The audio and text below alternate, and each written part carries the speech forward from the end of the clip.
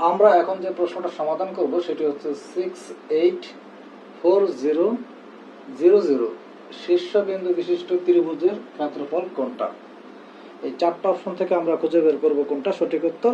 অবশ্যই সেটা একটা শর্ট ট্রিক্সের মাধ্যমে। দেখো, প্রশ্নটিতে তিনটি বিন্দুর স্থানাঙ্ক দেওয়া হয়েছে।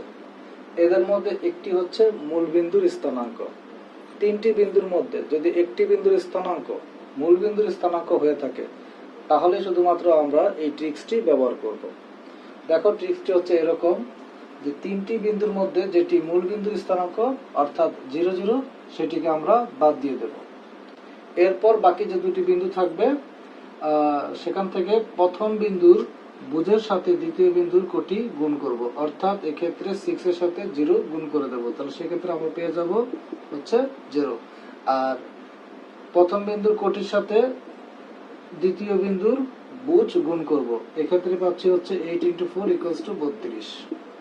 এরপর আমরা এই গুণফল থেকে এই গুণফলটা বিয়োগ করব, তাহলে পাচ্ছি আমরা -32। এরপর এটাকে আমরা অর্ধেক করে ফেলবো, তাহলে পাচ্ছি হচ্ছে -16।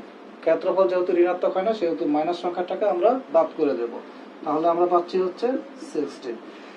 এই 16 হচ্ছে 684000 শীর্ষবিন্দু বিশিষ্ট ত্রিভুজের ক্ষেত্রফল। তাহলে এই হিসাবে এই প্রশ্নের সঠিক উত্তর হচ্ছে খ নম্বর অপশনটি।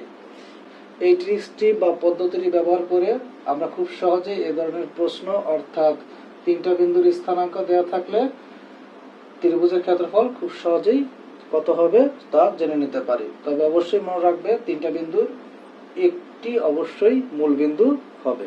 দেখা হবে পরবর্তী ভিডিওতে। ভালো থাকো, সুস্থ থাকো, ধন্যবাদ।